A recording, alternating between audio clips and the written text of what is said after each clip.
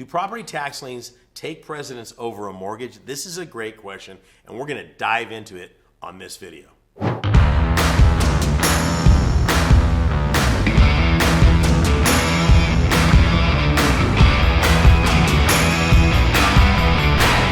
So when you buy a tax lien certificate, how is it possible that it could be a superior lien over the mortgages or anything else on that? All that will be revealed in this video. Now you're going to learn the superiority of a tax lien certificate in this video. Who takes precedence? I mean, we got IRS liens, we got HOA, mechanics liens, and the old dreaded mortgage. They got a lot of power out there. We're going to cover you in this video here today. We're going to talk about all that. Stay with me. To get to that, we need to talk about the fundamentals of tax lien certificates and what makes them such a powerful investment strategy. All that and a lot more in this video. Hit the subscribe, hit the bells, hit all the fits, hit. Most importantly, I love it when you chat. If you got a question, put those in the chat and we'll work with you on those. I personally answer all those. So let's just talk about a tax lien certificate. I really want to get you to the fundamentals of tax lien certificates. So what makes a tax lien come up? It's because a person hasn't paid their county property taxes. See, the county doesn't have a lot of enforcement going on here. They don't have the IRS arm. They don't have any of that. So their only real lever that they can pull is the property. Before we became a country, if you don't pay your property taxes, the county has the right to take the property regardless of what's on there. Thomas Jefferson lost Monticello plus furniture and everything because he failed to pay property taxes. I do believe it was John Adams that actually bailed him out of that financial hairiness that you got going on there. So this is not new.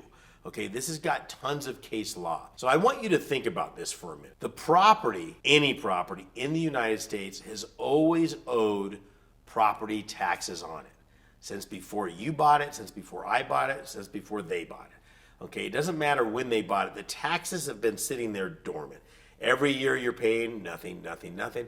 As soon as the property owner doesn't pay, this releases a legal mechanism that says, oh, property taxes haven't been paid. The county needs that, and their only lever to pull is a tax sale.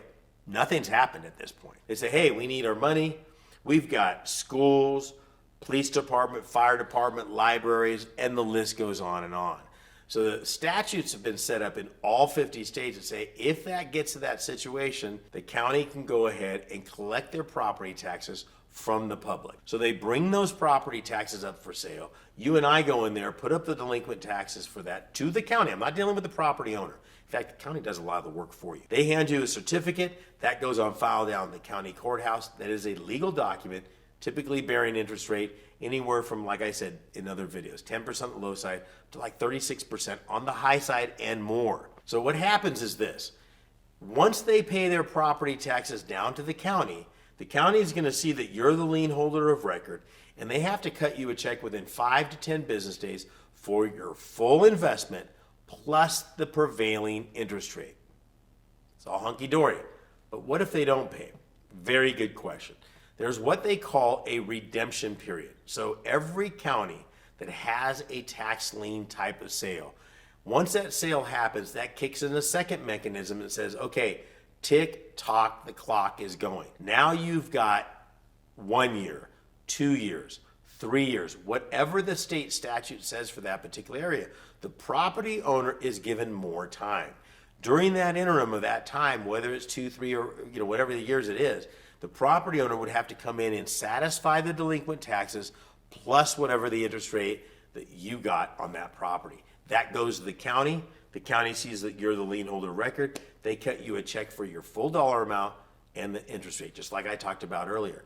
But what if they don't come in during that time period, that redemption period? At the end of that redemption period, if nobody's satisfied this gives you the power to go ahead and start the foreclosure process. Now, there are two people that'll help you out with that. Either the county, only use the county if that's what they do, okay, or a law firm. Don't do this on your own. So now you're going into a foreclosure process.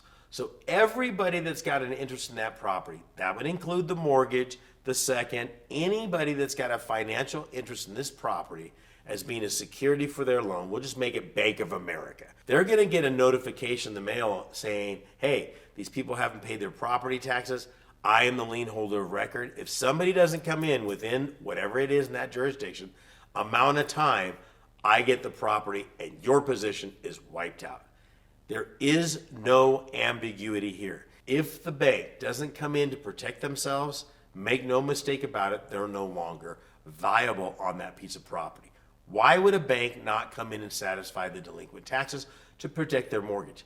I don't know. But I want you to understand that underlying security is there. Have I seen it before? Absolutely. Did I ask the bank why they didn't come in and redeem? No, I don't care. Either you get the property or the interest rate. I don't care if Joe Good Samaritan comes off the street and gives them the money. It doesn't matter to me who pays. A legal remedy is that if somebody doesn't pay the property taxes to the county within the prescribed amount of time, whoever the lien holder of that is, be it the county or me, gets the property free and clear of all liens and encumbrances. This incentivizes people like you and I to participate. This has been around for over 200 years. It's not new, okay? So that's very crucial here that you understand it. Here's the other thing. It's not here today, gone tomorrow. Everybody that had a financial interest in this property has been duly notified, including the property owner.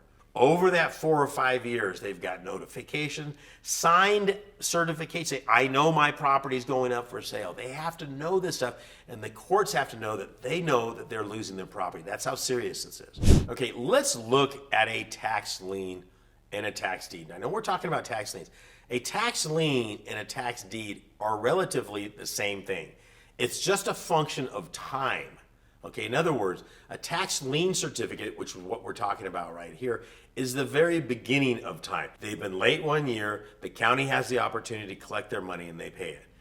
1, 2, 3 years, it's been late already 1, that makes a total of 4. Now I have the opportunity to foreclose in that 4th year. So if you really look at tax liens and tax deeds, they're kind of the same thing. A tax lien is just the very front of the prospect. And then what happens is, if somebody doesn't pay on this, it turns into a tax deed. So the differences between tax lien and a tax deed is a function of time. The rules are very clear.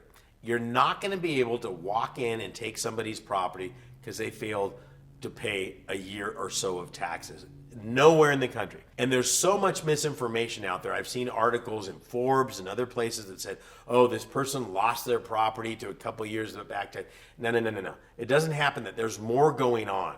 Somebody doesn't go out and get some milk and come back and we got to move. They just sold it. It does not happen that way.